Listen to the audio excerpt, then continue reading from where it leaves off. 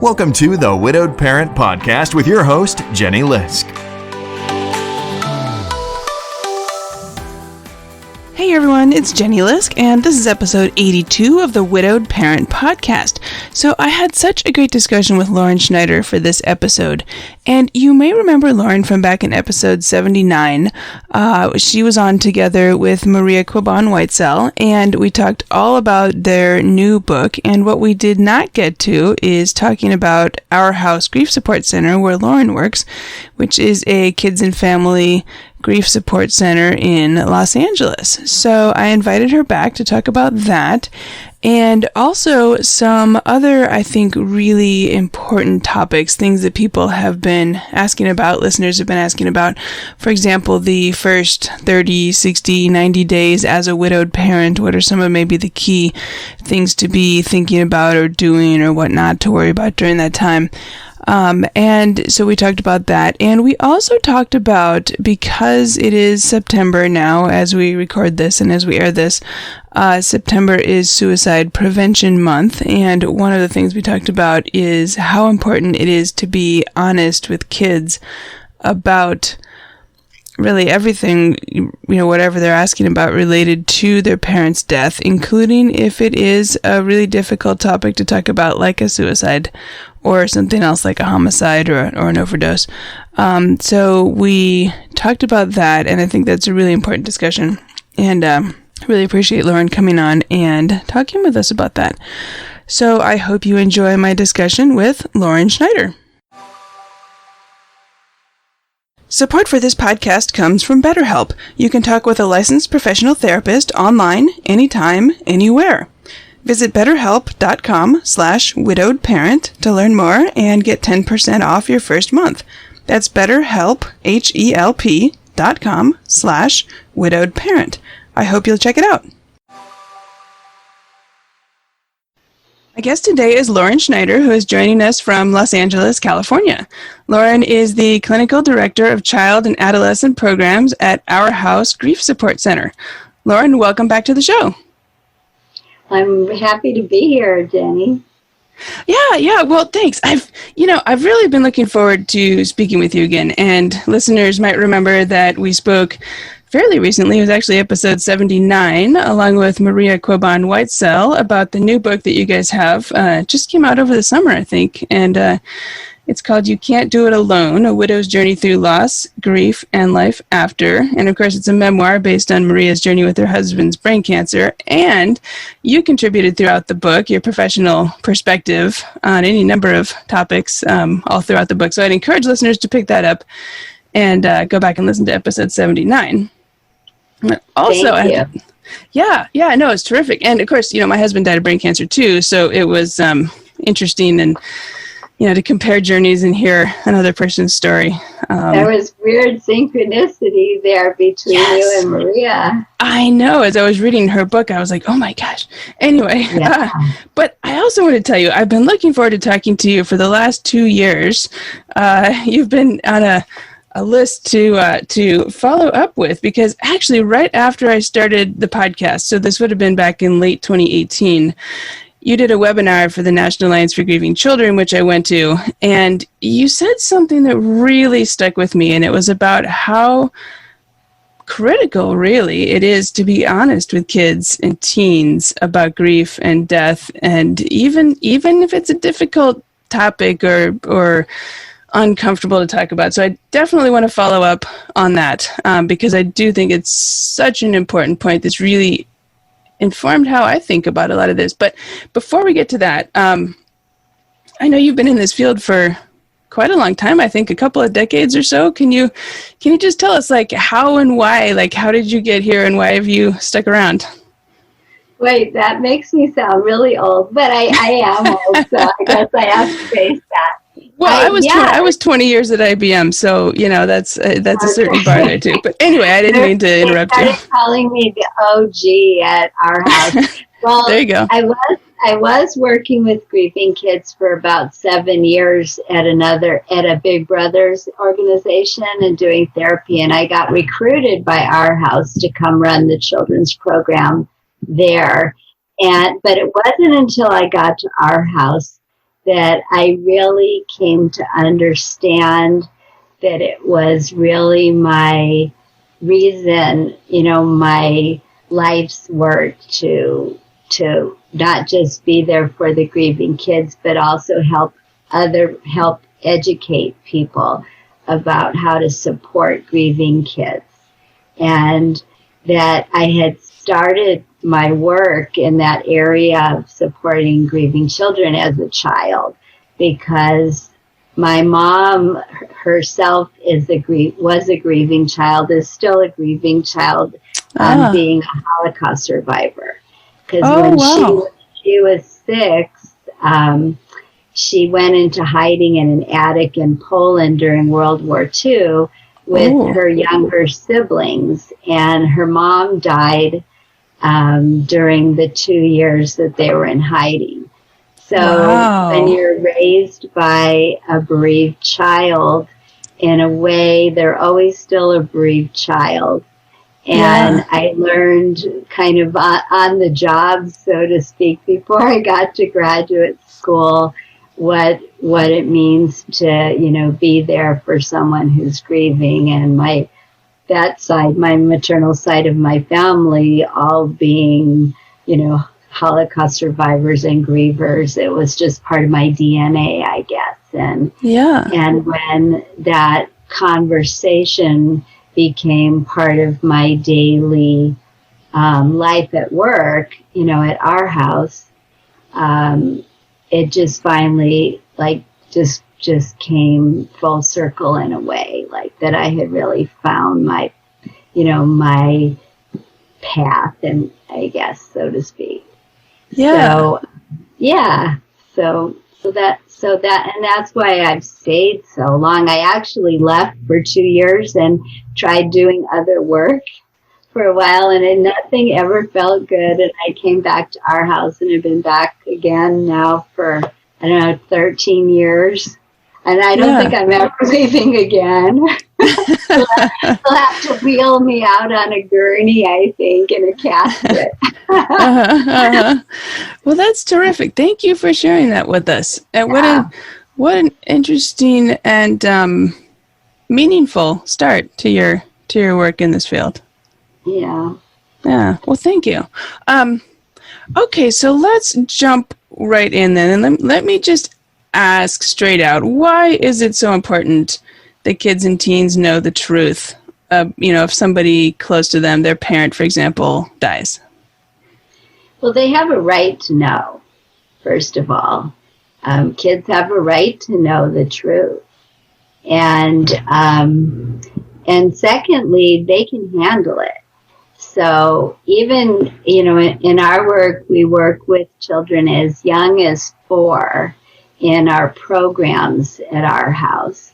There may be younger children in the family too. So what I'm going to say extends to kids who are younger than 4 as well, that they do need to be told the truth about the cause of death, because ultimately they are going to find out the truth. And so there's going to be a whole series of problems that ensue if they find out they've been lied to. So it's always better to tell them the truth from the start, so that they don't have to experience the negative consequences of being lied to as a child. And what I've witnessed, over and over again, is they can handle the truth, as long as it's told to them in an age-appropriate way.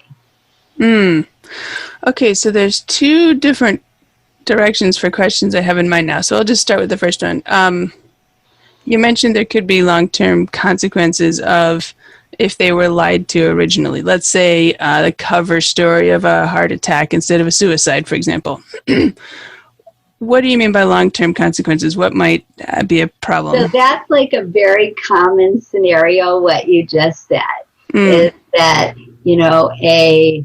a very well-meaning grown-up will hide the fact of a suicide or an overdose death maybe even a homicide, from a child saying that it was a heart attack instead. Because a lot of times that's what it says on the autopsy report, because that's what the last thing that happens to the body is, the heart stops beating. So they write on the autopsy heart attack.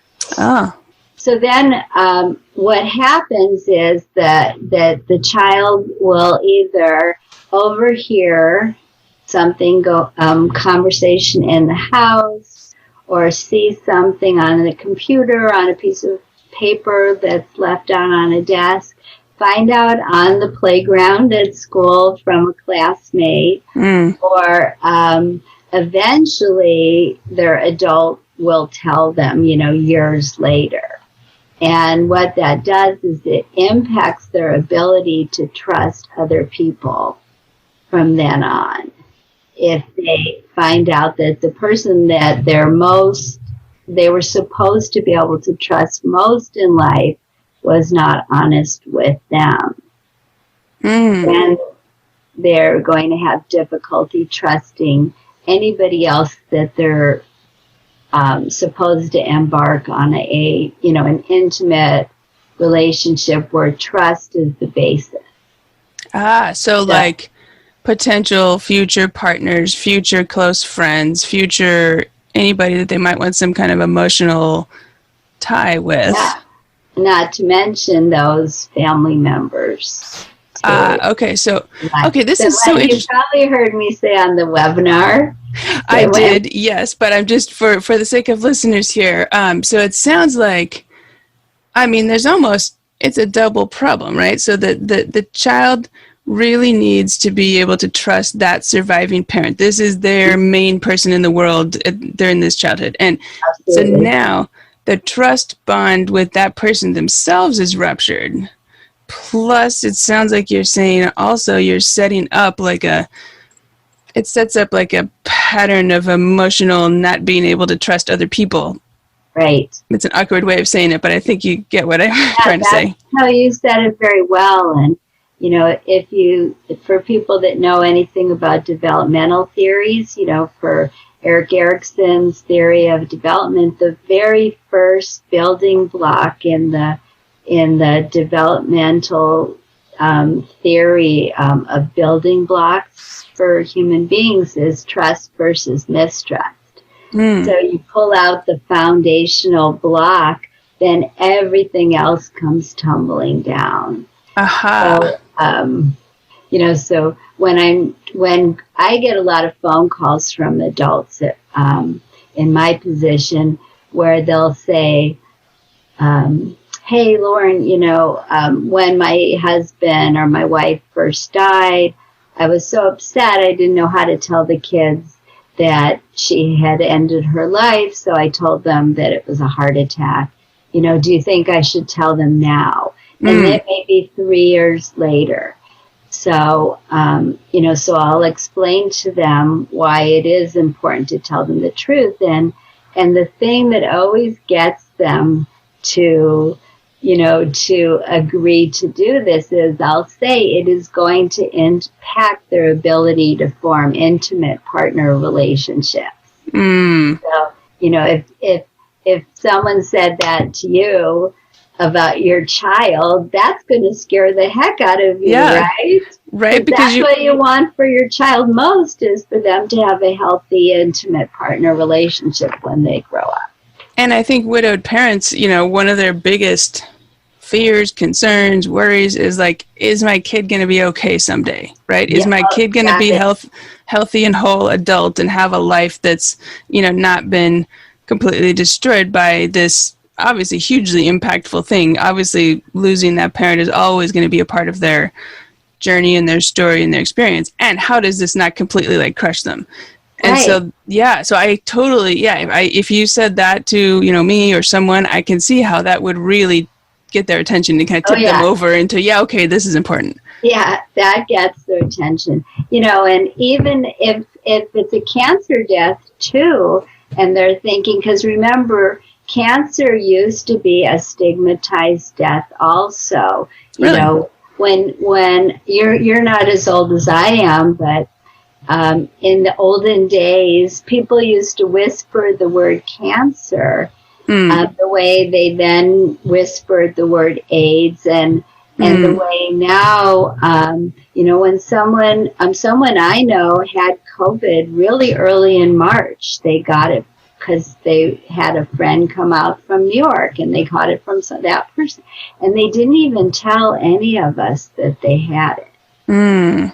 Because they thought, we were going to, judge them or shun them or whatever. So COVID survivors are experiencing some stigma the way AIDS survivors, but cancer survivors used to experience stigma in that same way.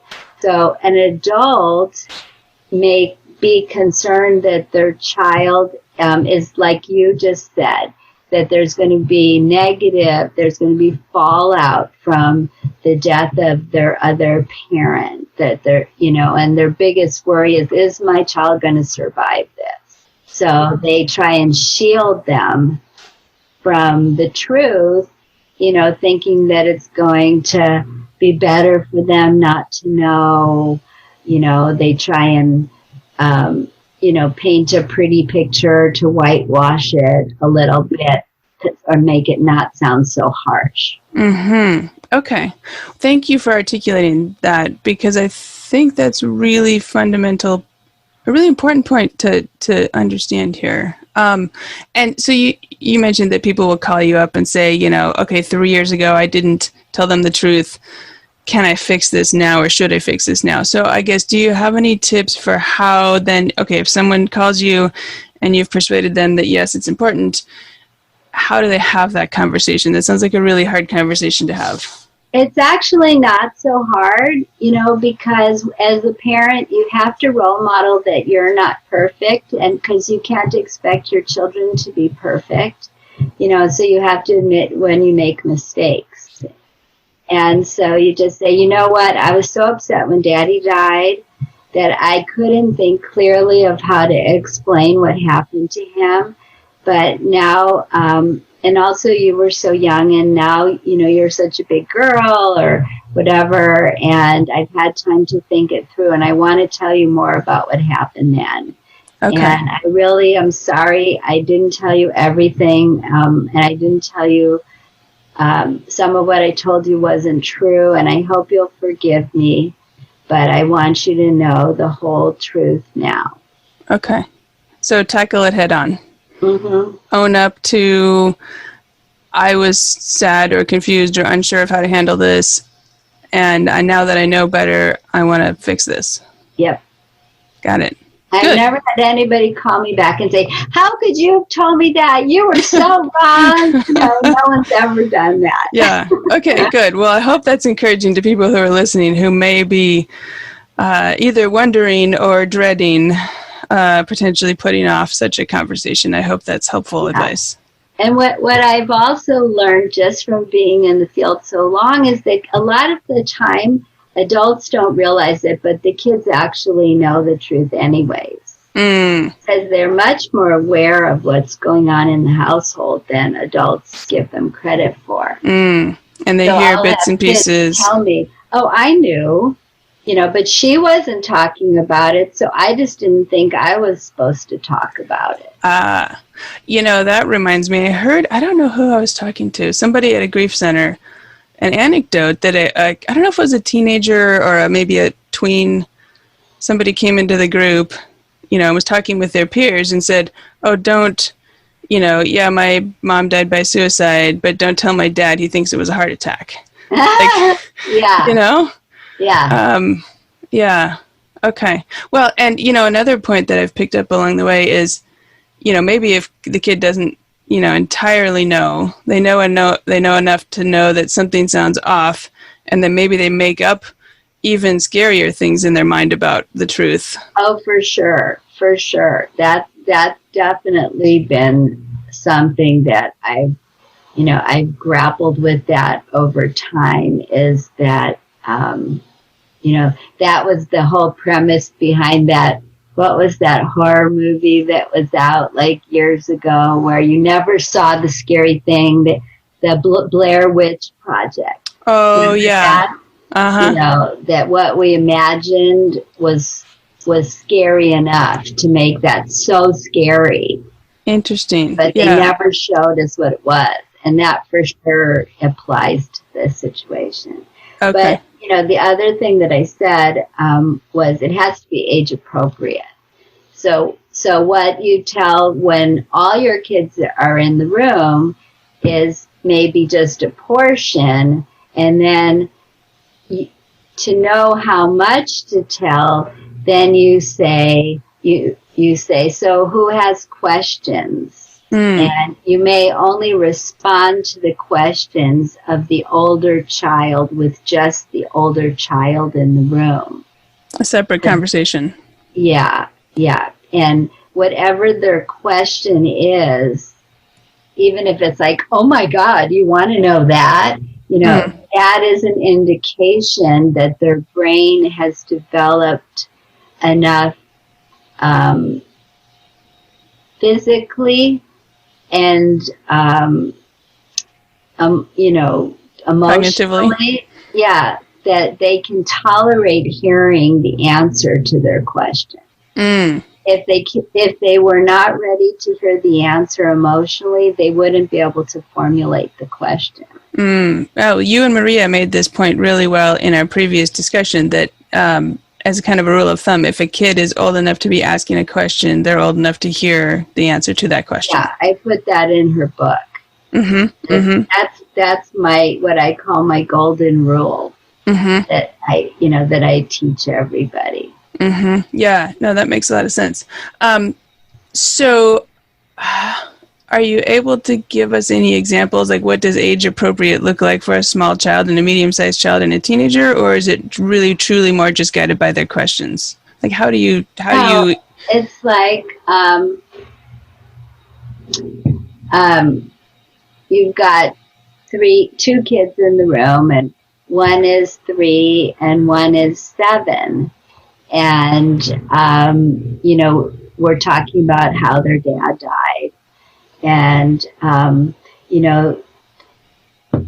I'm asking them, and Mom is sitting there, and they're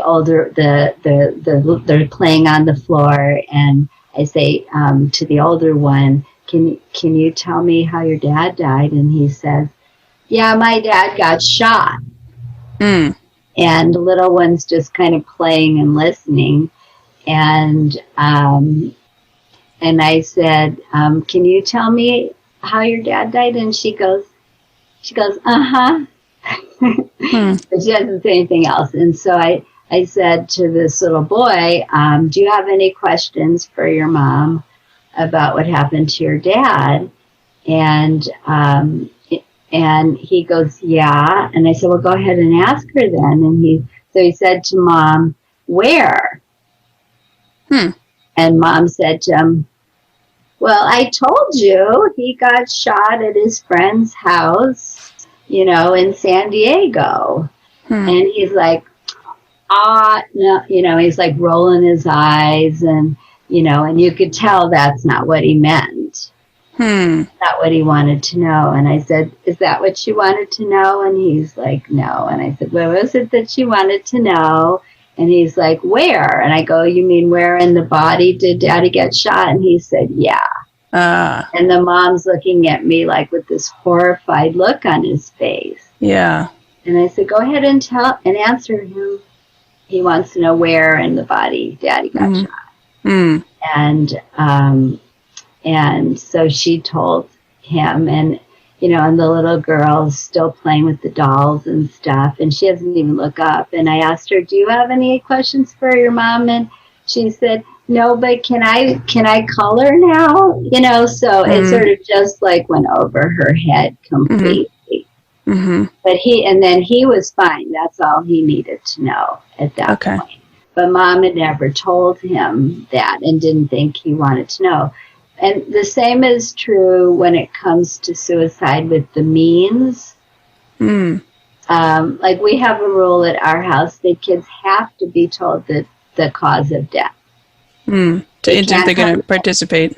Yeah, they can't come into any of our programs, our camp program, Camp Aaron, or they can't come into our support groups unless their adult tells them how their person died. Mm-hmm. But when it comes to the means, we don't have that as a prerequisite. But when we're doing the intakes, I'll ask the kids if they have any other questions, and kids don't usually ask that. They'll tell me up front. They'll say, they'll let me know if they know how the suicide was completed, but I haven't ever heard a child ask the grown-up, how did dad do it, or how did mom do it? But if a child does ask, then it sounds like it would be important to answer that. They want to know. Yeah, right. Then they want to know. Gotcha. Okay, well, thank you for talking through that in some detail. I do think that there's, speaking as a parent, it's hard to know what's the right way to handle questions and topics that's going to be in the best long-term interest of your child, no matter what the question or topic is, right? And I think, that's what everybody wants, is to do what's going to be in the best long-term interest of their children. So I think that going through this in some detail is really helpful in learning and understanding that. So thank you for going through that. And you don't always know the answers. Like if they say, well, how did dad get cancer? What they're really wanting to know is, are you going to catch it? Are you going to get it too? Or am I going to get it? And, and sometimes you can answer a part of that you can't catch it like a cold. But we don't really know why some people have cancer cells and others don't, right? Right. So you don't always have the answer, and you have to be able to tell them that too, which is uncomfortable for right. And sometimes maybe all they want to know is like, how does cancer work? And then you can go looking on medical information and science, have a science discussion about cells and things, and that may be what they're wanting to know at that point. Well, if you are that kind of parent that you feel capable of that, or you can say, why don't we call Dr. blah, blah, blah, Dr. So-and-so, and he can or she can explain that to you. Right. Just realize there's one part on the difficult topics and suicide topic. And by the way, I should say this is Suicide Prevention Month. So I'm glad that we're touching on this topic. And I have a couple more really good episodes queued up for later this month, also on that theme. But I'm thinking about the questions that kids are going to bump into at school or with their peers, whether it's other kids saying, how did your dad die? Or whether it's other kids saying, I heard your mom shot herself, or whatever kind of questions that are going to come up that are going to be uncomfortable, awkward, et cetera, et cetera. Any tips for helping kids navigate that? Well, as a parent, you're asking. Yeah, right. Then you can try and talk to them and help prep them, like ask them what are some things that you think you might say if someone asks you that question. So kind of play act it or role play with them, and what I hear kids saying is they'll say, well, I don't feel like answering those questions, and they need to know they have permission not to answer, and just say, I don't want to talk about that right now, and, or just walk away if they don't want to talk about it. Okay, so it's none of your business. Right, helping them maybe. But go ahead. Well, it sounds like helping them role play like one or two non-answer answers. Yeah. So that they have those in their back pocket if they don't want to talk about it. Yeah, because most of the kids, when they're newly bereaved, like meaning the first year or even second year, they don't want to talk about it at school because it just brings up too many feelings for them, and they're trying not to get upset when they're in school. They're trying to just fit in, just blend in with everybody else and not stand out or be different, because that's too painful to be different, to be that kid. Especially in those types of deaths and that are more stigmatized. And, so if they don't feel like talking about it, then they shouldn't have to. Right. Yeah. Okay. Thank you. Switching gears just a little bit, I'm thinking about one question I get a lot is kind of about the first 30, 60, 90 days as a widowed parent, like the brand new, I just got hit with this. And now we're just backing out to any cause of death, not specific to any one type, just loss of a parent in this case. I guess, what do you think are some of the most important things that newly widowed parents should be thinking about in those first weeks and first couple of months? I think that, the whole world is turned upside down, and everything that helped kids feel safe and that was predictable about the world that made them feel safe is now gone. That proverbial rug has been pulled out from under them. So it's trying to reestablish a sense of safety, which means routine and structure. And it's really hard as a grieving parent to do that, but it will probably look different than the routine and structure from before.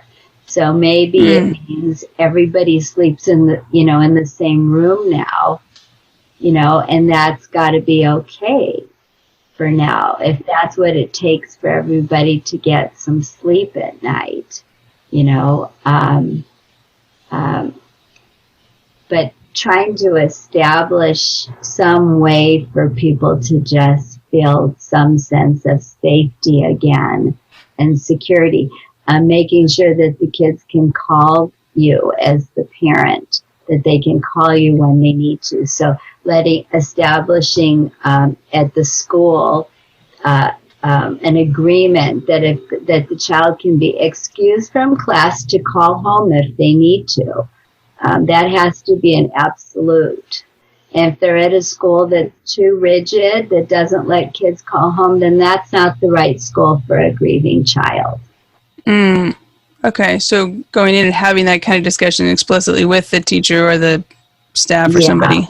Yeah, that there needs to be some place that the child can, if they want to, get a break from class and just go and chill, just go and relax. And that doesn't necessarily mean talking about it, but just going and sitting for a little and just sitting out like a grief tsunami that they might have had in class, or they get their feelings hurt a lot by other kids, because they're getting isolated or teased by their peers, so someplace during the day that they can go to feel safe or to call home, and just reconstitute so that they can then get back to class. And a lot of kids don't have a grown-up that advocates like that. They just are sent back to school, and the school doesn't even know what happened. Or they matriculate. I was wondering. Go ahead. I'm sorry. Well, no, I was wondering about, should the parent assume, that the school is used to having grieving kids and will know these things automatically, or does the parent need to actually go and have a discussion? They should definitely bring, when the child's coming back to school after the death, they need to go in and they need to advocate for their child. The child is not going to ask for help when they're at school. They're going to sit and suffer. They're going to sit and suffer in silence internally, be in turmoil, not be focusing during class and stuff. They're never going to go into the office and go, "Excuse me, miss, I'm filled with pain today because my daddy died. Can I please talk to the school nurse or to the counselor here?" They're not going to do that, so their teachers need to know, and someone in the counseling office needs to be aware of this. And if there's a go-to person, that's great. And maybe your child is going to say, "Well, I like to talk to my math teacher," if they are in 7th grade, they change classes. So maybe their favorite person is their PE teacher or their math teacher. It may not be the school social worker or whatever. So identifying who that person... Right. Yeah. Yeah, that makes sense. Okay. But they have to be able to call home when they need to.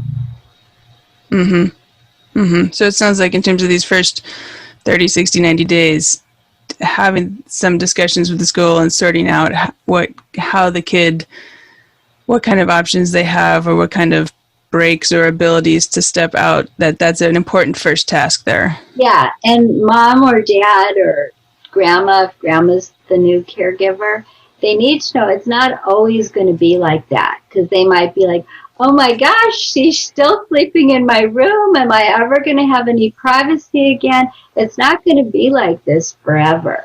They go back to sucking their thumb or some other regressive behavior. They're not going to go to college doing these things.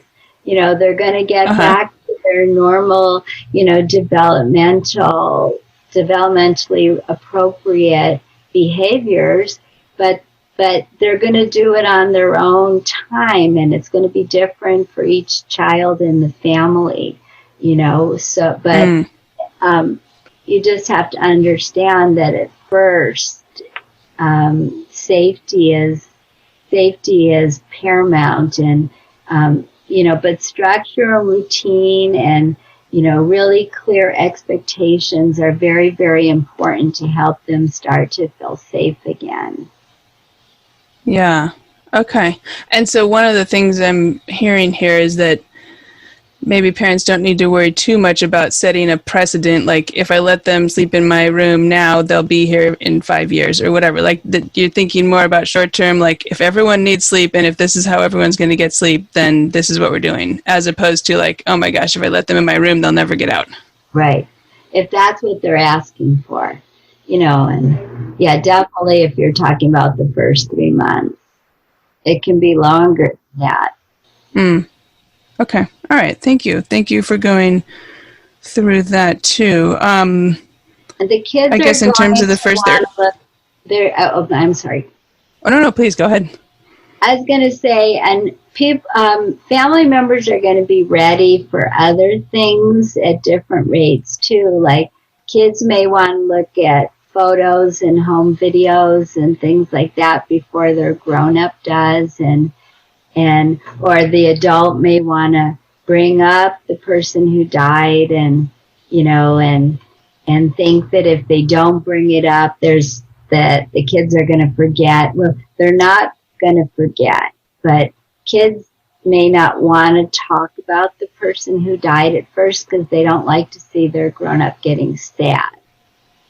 So, because adults show their sadness on the outside, kids are reluctant to bring up the person who died during that for even 12 months.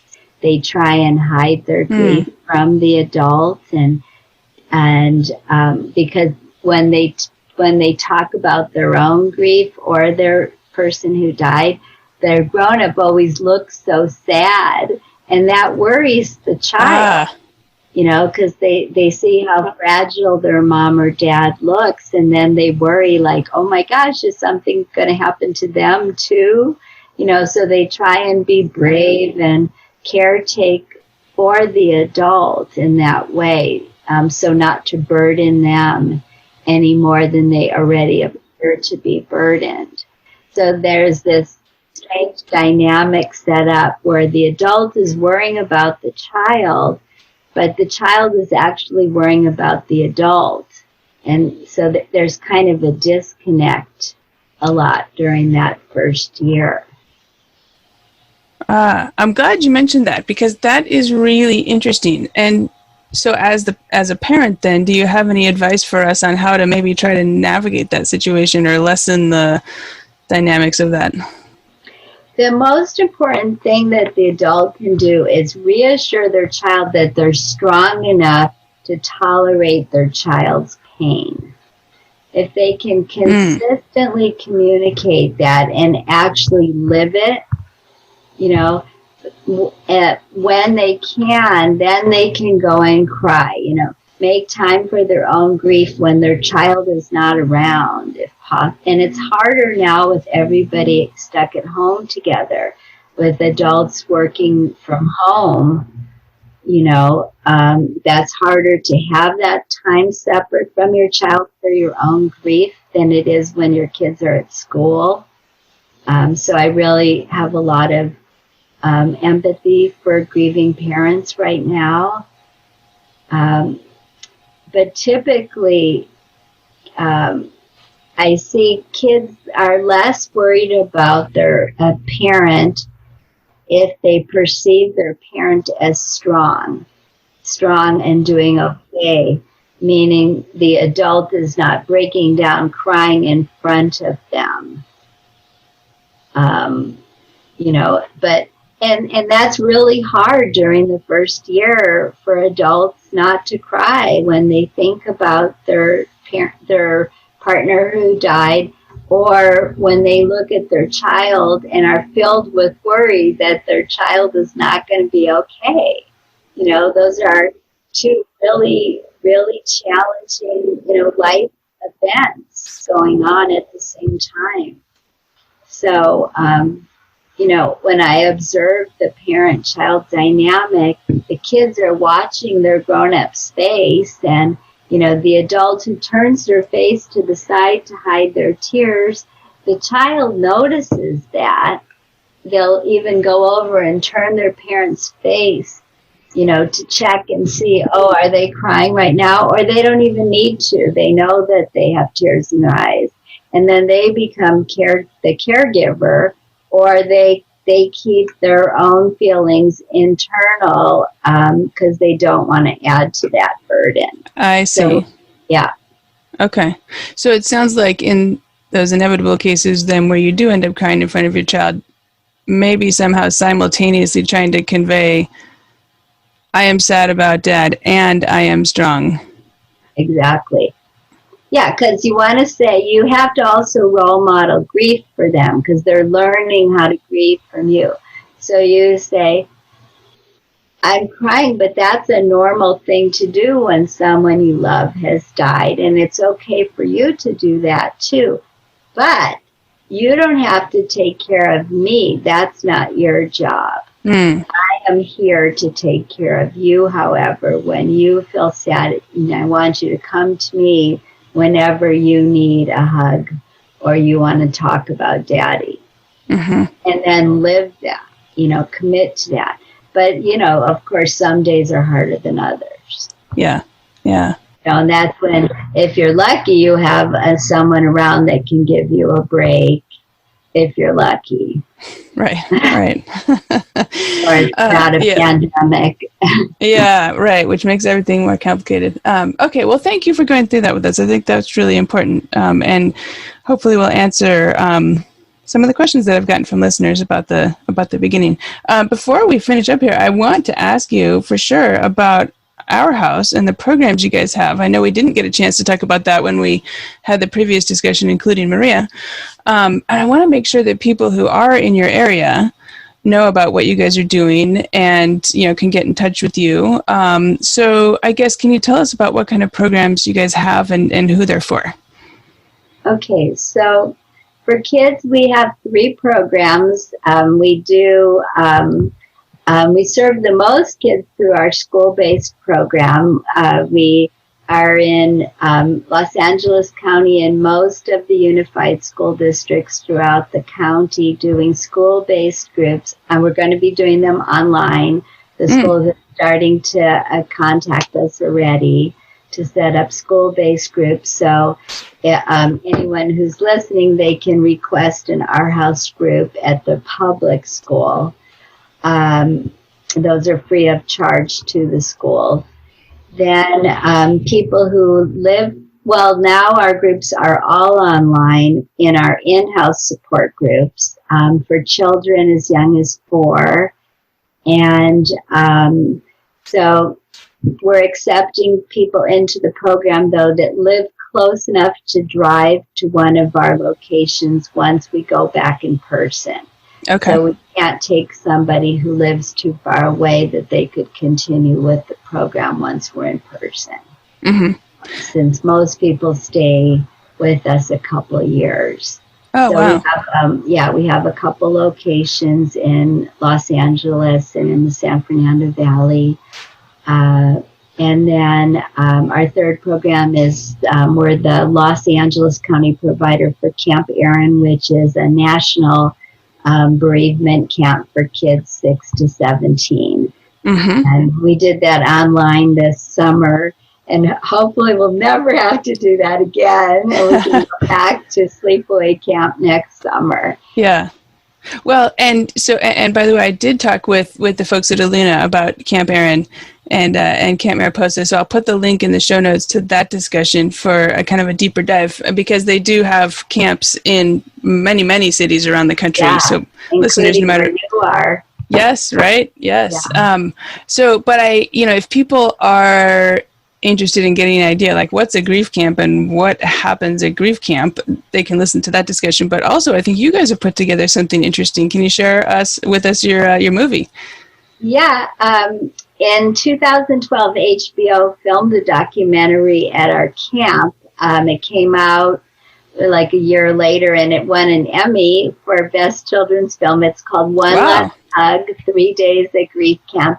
And it's very, very unusual in that it's very up close and personal about grieving children who attended our camp. And it really shows how capable children are and how resilient they are after the death of a parent. And from various causes, including cancer, homicide, suicide. And what surprised people, and over a million people have seen this film, it surprises people because it shows how you can speak to children in a very, what other people would call grown-up way, but very honestly and directly about the death and how capable they are of having those conversations, not just with adults, but with each other too. So you can't see it on HBO right now, but you can get a copy from Amazon Prime Video. I'll put a link in the show notes to that too. Well, it sounds like this is then a really good I don't know if follow-up is the right word, but our discussion later about having these difficult conversations, it sounds like watching this video, you can see that in action. Yeah, and it shows also, how important it is for kids to, take part in grief groups and grief camps so that they're not grieving alone. Because what grown-ups have to do, and this is really important, is overcome the resistance that kids will initially put up to joining. Because if you're a parent and you say, "Oh, I found out about this program where you could be in a group with other grieving kids," kids are going to be like, "That sounds horrible. I don't want to do that." Like, no kid is going to be like, or very few kids are going to think that sounds good. Yeah. So, but you're an adult, and that's what they say when you say we have to go to the dentist, or we have to go and you have to go get your shots. So you have to feel like you're doing the best thing you can for your child, which is get them in a space with other grieving kids so that their feelings are normalized and they're no longer isolated with their grief. And we get them there, and we almost never have the child, and I've been doing that camp since 2009, twice a year, and I know it really helps. Yeah. And the kids really enjoy it, and they want to come back, and same with our groups. So parents just have to get their kids there, and then we'll do the rest to hold on to them. Yeah. Gotcha. Okay. And so go ahead. No, I was just going to say, and the same is true in whatever city you're in the programs like ours. Okay, right. And the National Alliance for Grieving Children on their website, as you know, of course, has a page where you can look up by state and find all the programs in your community. Right. Yeah. Okay, I'll put that link in the show notes too. So just back to your programs for people in the Los Angeles area. So you have the Camp Aaron, you have the programs in the schools, and then as far as the programs you run out of your center right now virtually, but eventually back in person, I know you mentioned you go as young as 4 years old. Do you also have then like older kids, teenagers? You do stuff for adults? Yes, and for adults, we have groups for adults all across the lifespan who've had spouse or partner deaths, and they're divided up by age, just like the kids are. Young, middle, midlife, and later life. And then groups, if your sibling died, that's a special group. If your parent died, also divided up by your age. And if your child died, also that's a different group. So we don't divide people up based on the type of death, like cause of death, but we do by the age of the griever, so that they have the most in common with the other people in their group developmentally. Yeah, it sounds like you have quite a large program if you're able to have all these different groups. That's terrific. We have a lot of people, and we have a Spanish language program for adults. For adults, okay. Yeah, in various areas of the city. Okay, perfect. Good. I was going to ask about that, so I'm glad that you beat me to it. Okay. Good. Well, I think that we have covered that. And actually, gosh, we are running out of time. I do think we could keep talking all day about this, but every time we chat, it's just so interesting. But let's just round out here and let me ask you, I always like to ask my guests at the end of the show, if you could say one thing to newly widowed parents, what would you say to them? I always want newly widowed parents to know that take care of yourself first. That's the most important thing that you can do for your children, is to take good care of yourself, attend to your own grief, and you do your self-care, and that's going to directly benefit your children more than anything. Okay, terrific. Well, thank you for that, and I think that's a great place to end. So, my guest today is Lauren Schneider, who is the Clinical Director of Child and Adolescent Programs at OURHOUSE Grief Support Center in Los Angeles, California. So, Lauren, where can listeners find OURHOUSE if they'd like to learn more about your resources and your programs? Well, you can go to our website, ourhouse-grief.org. There's inquiry forms for volunteering, for joining our program on the website, and our 800 number is if you want to call us as well. Okay. And we have a lot of resources, books, and handouts available on the website too. Yeah, terrific. And I'm going to put a link to the documentary One Last Hug in the show notes too. Hopefully people will go and take a look at that. Okay, well, Lauren, thank you so much for speaking with me today. Well, thanks for having me back. I feel flattered that you wanted me back. Oh, it's been so much fun. Thank you. I hope you enjoyed my interview with Lauren Schneider as much as I did. You can find show notes and all the links at widowedparentpodcast.com. Look for episode 82.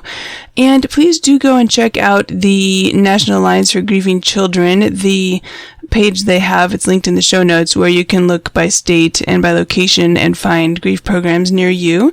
If you're not in the area of OURHOUSE Grief Support Center in Los Angeles, I encourage you to find one that is close to you.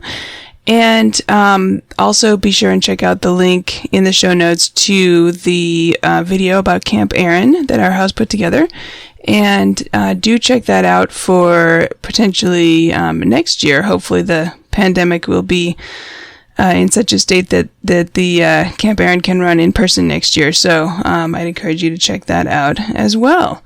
And hey, if you're here, if you're listening, if you're finding the podcast helpful, please do take a moment and rate and review in iTunes. And that really helps other listeners be able to find the podcast better. So hey, that is all for now. And thank you very much for listening. And until next week, keep smiling. Thank you for listening to the Widowed Parent Podcast with your host, Jenny Lisk.